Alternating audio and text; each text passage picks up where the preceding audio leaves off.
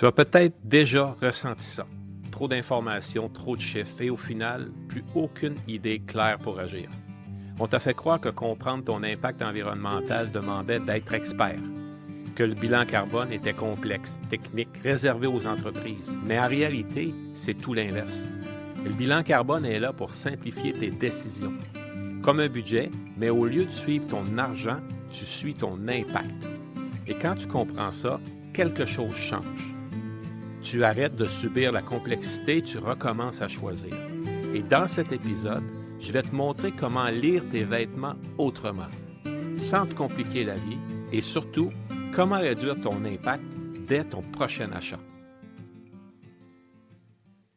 Mais d'abord, avant de débuter ce podcast, j'aimerais que nous prenions quelques secondes simplement pour observer notre esprit.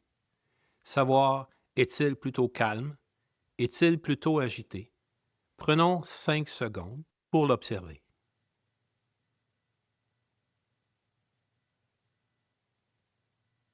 Salut toi! Tu t'es déjà senti dépassé par toutes les données environnementales au point de ne plus savoir quoi décider. On t'a fait croire que le bilan carbone était compliqué, mais en réalité, il est là pour simplifier tes décisions. En fait, si vous vous rappelez, il y a quelque temps, une entrevue avec Emmanuel Gelebart, qui est stratège en impact durable chez Régitex. Et un des sujets touchés dans cette entrevue, c'était au niveau du bilan carbone. En fait, qu'est-ce qu'un bilan carbone? Un bilan carbone, c'est une présentation de facteurs d'équivalence. C'est un peu comme un budget. Au lieu de suivre ton argent, tu suis ton impact. Et pour les vêtements, c'est comme une recette. Chaque fibre est faite d'un ingrédient qui influence le résultat final.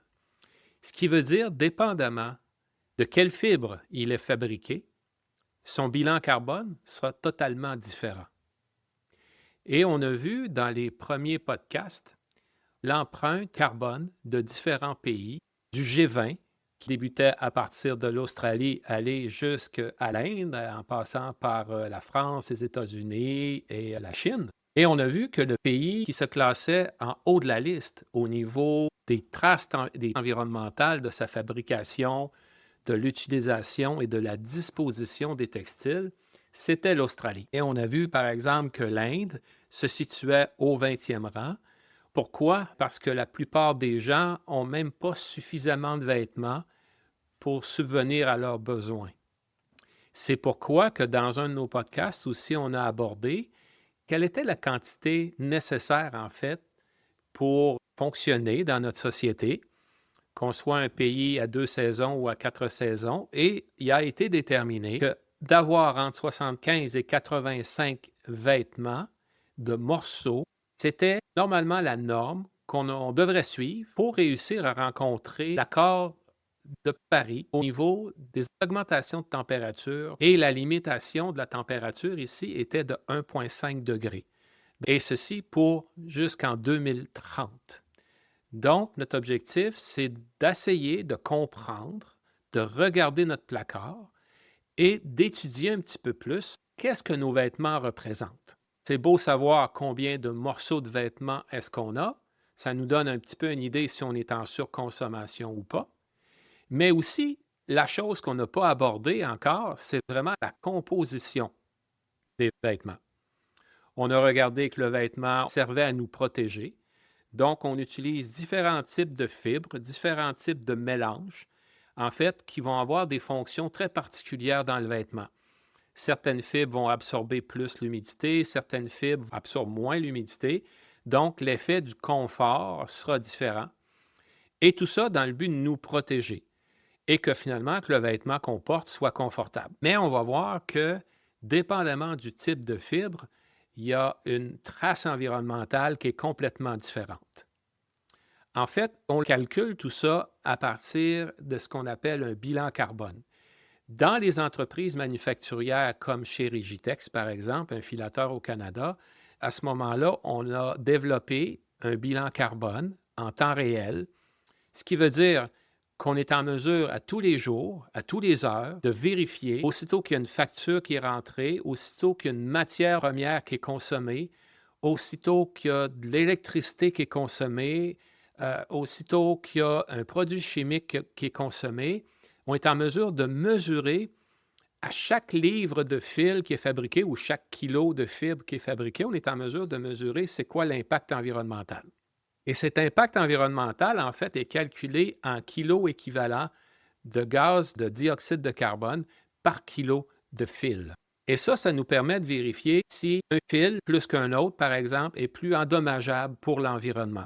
Par exemple, si on utilise un peu de coton dans les mélanges, l'impact carbone sera moins grand que si on utilise, par exemple, des fibres chimiques. On sait que les fibres chimiques sont fabriquées à partir de pétrole et qu'on doit transformer complètement une fibre qui va être en mesure d'être dans un vêtement. Il y a beaucoup de transformations et ça a un impact direct sur le bilan carbone de la fibre. Et ça, quand on parle de kilos équivalents de dioxyde de carbone par kilo, c'est la façon de mesurer le bilan carbone. Ce qui veut dire, pour les gens de l'industrie, ça devient un peu plus technique, mais pour madame et monsieur tout le monde qui doit aller acheter son vêtement et qui doit regarder si son vêtement a une trace environnementale moins grande qu'un autre, c'est très difficile à s'y retrouver.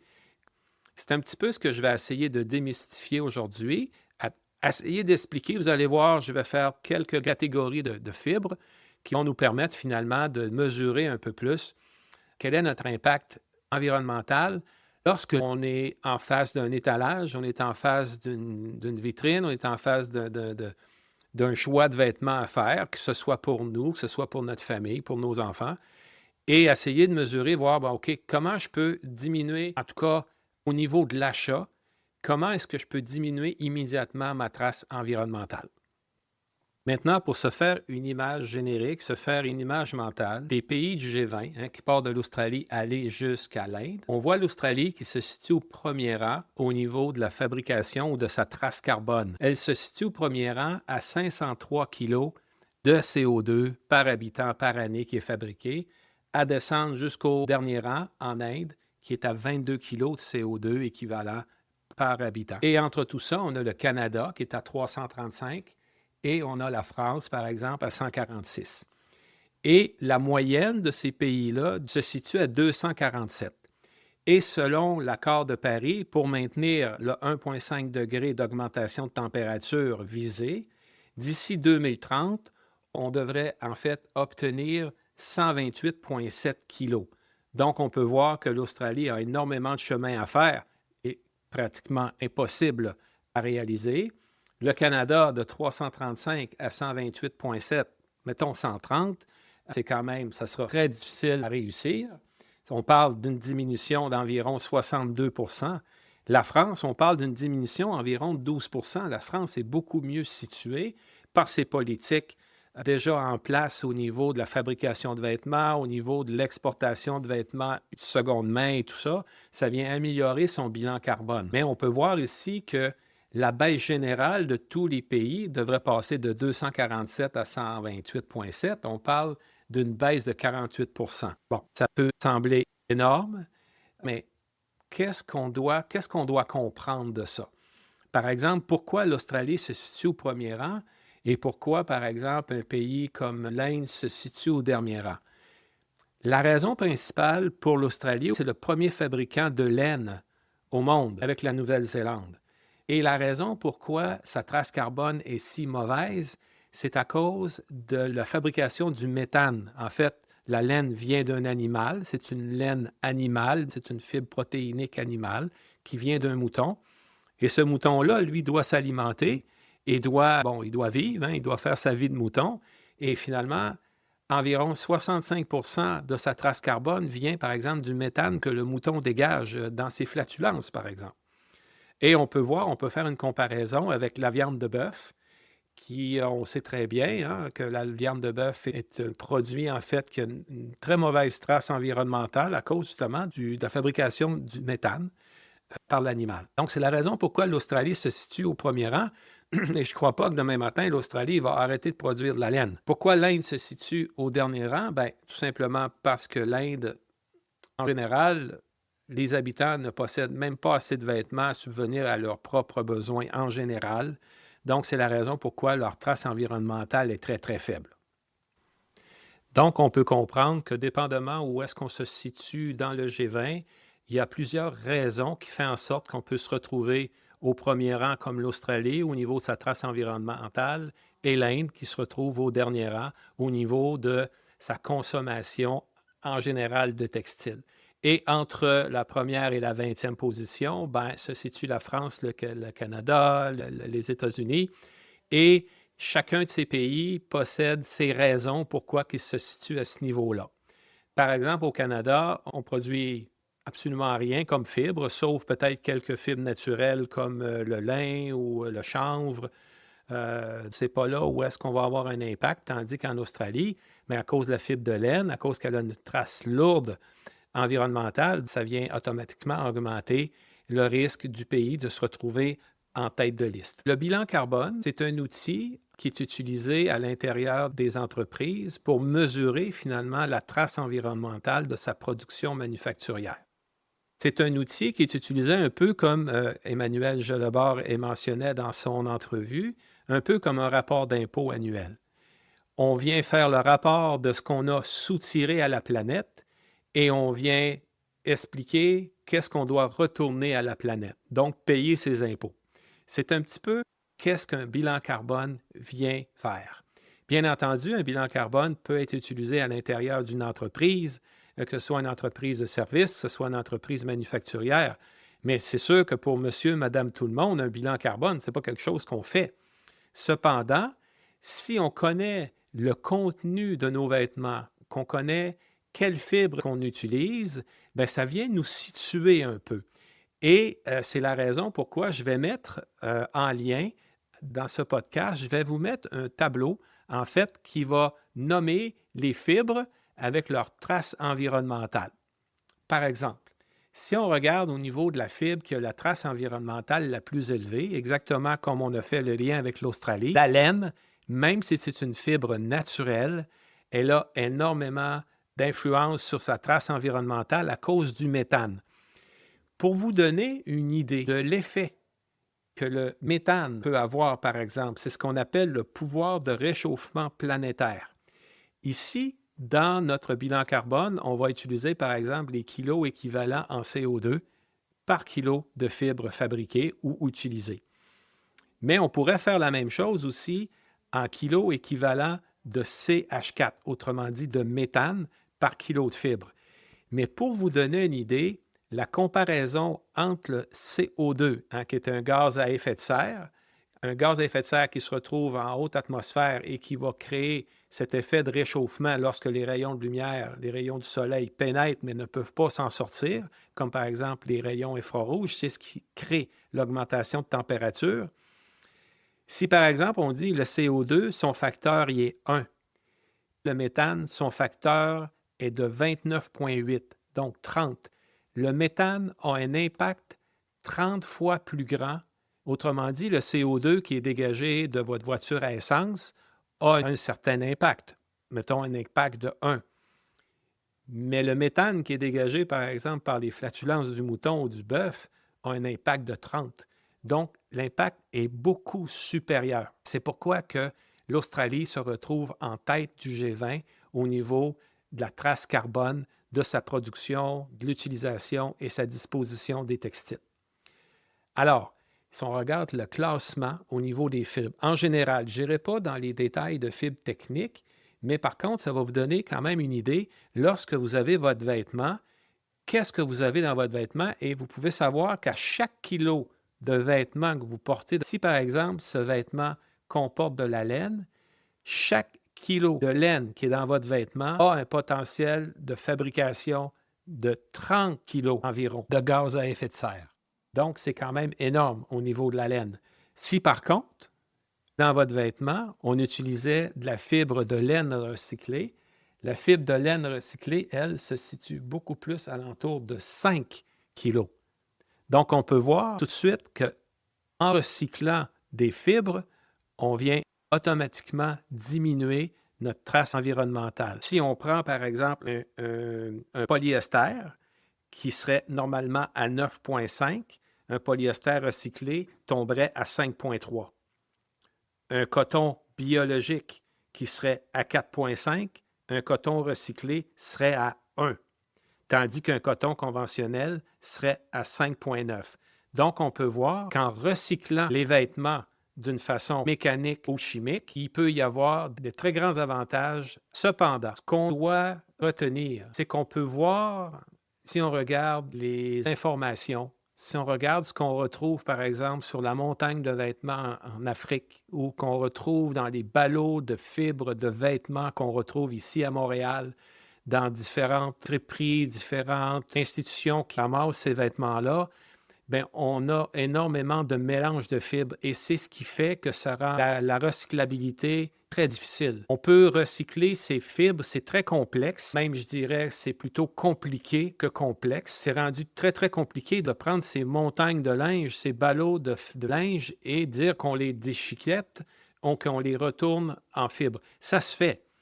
Mais sauf que le produit qui sera fabriqué ensuite avec ces fibres recyclées seront des produits de moins grande qualité. Ou est-ce qu'on va fabriquer, par exemple, des textiles avec des fibres beaucoup plus grossiers?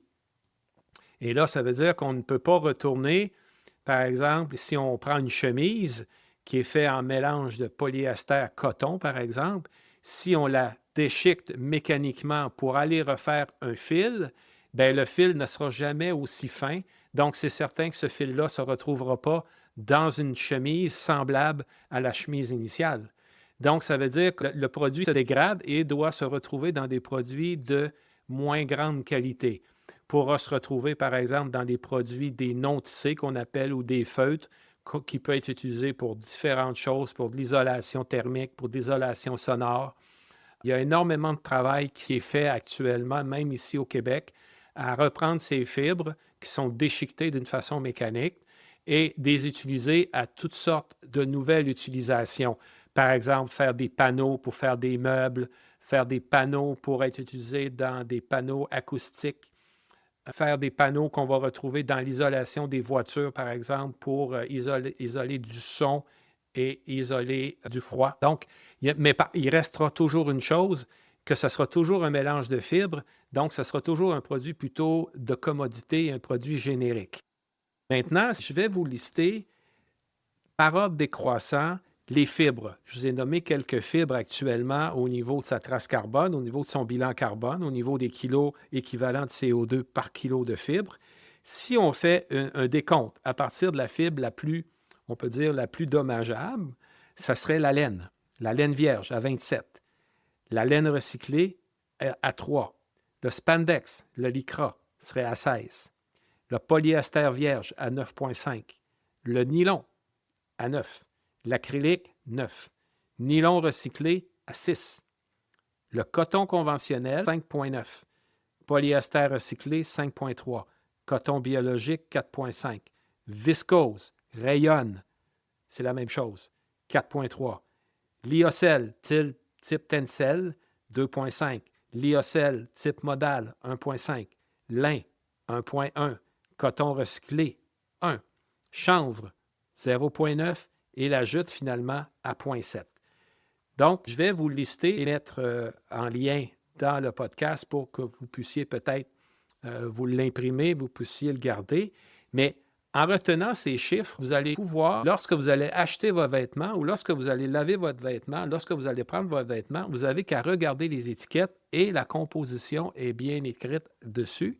Et vous allez voir que finalement, vous êtes en mesure de voir, bien, si je prends 1 kilo de cette fibre, de ce vêtement, bien, je serai en mesure d'évaluer un petit peu son bilan carbone. Pour ceux qui sont bien entendu plus techniques ou qui veulent se donner la peine. Mais en fait, ce qu'il faut retenir, c'est que si vous avez un vêtement de laine, oui, bien que c'est une fibre naturelle, elle a un impact carbone très grand sur l'environnement. La fibre de coton se situe autour de 5,9, même une fibre de coton recyclée à 1. Mais encore là, c'est difficile à savoir si le vêtement que vous achetez a de la fibre de coton recyclée. Donc, si vous utilisez des vêtements de coton, de fibre naturelle, des vêtements de viscose, de rayonne, des vêtements de chanvre, ou votre produit textile, c'est du chanvre, par exemple, vous avez un drap, vous avez, je sais pas, un linge à vaisselle qui est fabriqué de chanvre ou de lin, bien, vous pouvez savoir que finalement, la trace environnementale est plutôt faible. Pour ceux qui me suivent sur notre page Facebook du placard à la planète, vous avez pu voir que j'ai fait le ménage de mon placard ce printemps, que j'ai sorti 23 morceaux, en fait, qui représentaient à peu près 10 kilos de vêtements. Peut-être que maintenant, je vais être capable de donner une deuxième vie parce que j'ai apporté ces vêtements-là dans une friperie, que finalement, ces gens-là, j'espère, vont être en mesure de passer ces vêtements-là à quelqu'un d'autre. Mais aussi, je me suis acheté 3 nouveaux morceaux ce printemps. Et j'ai essayé de le faire avec un esprit plutôt éthique et un esprit plutôt environnemental. En fait, je me suis acheté 2 chemises, une chemise plus toilette et une chemise peut-être plus comme servir comme couvre-tout au printemps. Et ces chemises-là sont fabriquées finalement de laine à 80 et de nylon à 20 Là, vous allez me dire, ouais, mais tu as acheté de la laine. Donc, la laine, c'est peut-être pas la meilleure fibre pour être utilisée dans un vêtement connaissant sa trace environnementale. Mais ces chemises ne sont pas des laines vierges. Donc, ces fibres-là ne possédaient pas une trace environnementale ou un bilan carbone de 27 kg équivalent de CO2 par kilo de fibres. À cause que la laine était recyclée, 80 de laine recyclée est à niveau 3 kg de CO2. Donc, on peut voir que cette fibre recyclée-là de laine est à peu près au même niveau que le coton, même un petit peu inférieur. Donc, ça veut dire les 2 chemises que j'ai achetées, les 2 morceaux, en fait, que j'ai remplacés parce que je suis allé porter dans les friperies, bien, je l'ai remplacé avec des morceaux qui, à mon avis, ont une trace environnementale beaucoup plus faible. Ça, c'est mes 2 morceaux de laine et nylon. Donc, la laine est à peu près à 3 kg équivalent de CO2 par kilo de fibre et 20 de nylon. Le nylon se situe à l'entour de 6. Donc, on peut voir que si ça avait été 100 cette chemise-là fabriquée de laine vierge, elle aurait été à l'entour de 27, tandis qu'à cause que j'ai utilisé de la laine recyclée et du nylon, bien, je me situe à une moyenne à peu près peut-être de 7. Donc, c'est énorme, c'est une amélioration énorme. Et le troisième morceau que je me suis acheté, c'est un couvre-tout, en fait, en coton biologique. Et encore là, un coton biologique, comme on a dit, se situe à l'entour de 4,5, contrairement à un coton conventionnel de 5,9. Et aussi, j'ai omis de dire que ces valeurs que je vous donne du bilan carbone de chacune des fibres, il faut se rappeler que c'est des bilans carbone qui sont calculés en fonction d'une fibre qui a été fabriquée, qui a été teinte, qui a été finie. OK? Donc, c'est probablement ce qui se retrouve directement dans le vêtement. Parce que, par exemple, que dans le bilan carbone qui a été fabriqué en temps réel pour Regitex, étant donné qu'il est un filateur, on utilisait des bilans carbone de fibres sans avoir été teintes et finies et transformées en vêtements. C'est pourquoi que le bilan carbone de Regitex peut être, lui, un peu différent que si on compare avec des produits de vêtements, des produits finis que vous pouvez retrouver chez vous. Maintenant, je sais que tout ça peut devenir lourd.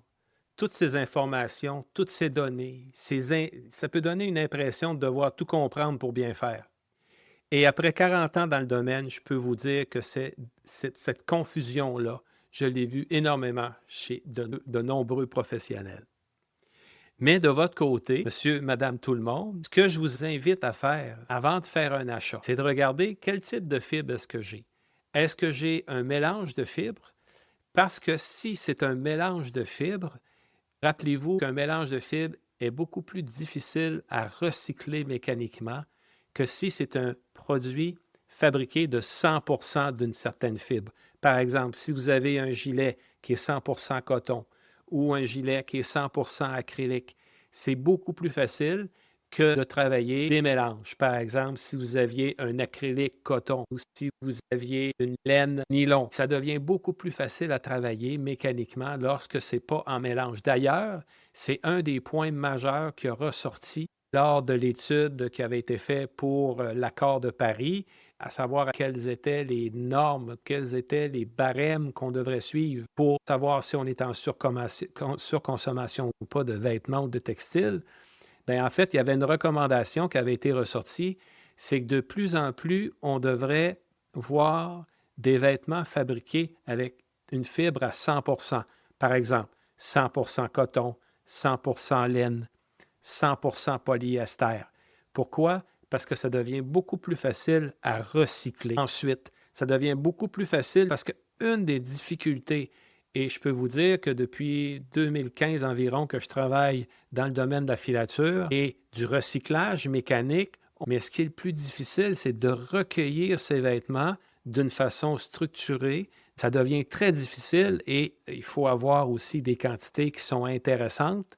Donc, lorsqu'on veut réutiliser des vêtements qui proviennent soit de pompiers, soit de policiers, soit de travailleurs à la ville, ça devient très, très difficile. Et si ces produits sont en mélange, ça devient encore plus difficile à recycler. Donc, la prochaine fois que tu achètes un vêtement, prends un moment pour réfléchir, regarde les fibres utilisées, les mélanges. Demande-toi aussi, est-ce qu'il sera facile à entretenir? Est-ce que je vais pouvoir le garder longtemps et le réutiliser? Parce que chaque décision compte et si tu veux aller plus loin, regarde par exemple les fibres qui sont à l'intérieur du produit, à l'intérieur du vêtement, évalue la durée de vie anticipée, favorise un vêtement à fibre unique et à ce moment-là, tu pourras regarder ton vêtement d'une façon complètement différente et tu seras en mesure de prendre des bonnes décisions pour faire en sorte que ton bilan carbone personnel soit moins impactant et que tu t'assures à ce que ton vêtement ait une durée de vie le plus longue possible et que finalement, tu diminues ton impact carbone. Nous sommes maintenant rendus à la fin de notre podcast. Prenons quelques secondes pour observer notre esprit avec la détermination de mettre en pratique immédiatement ce qui nous a le plus touchés.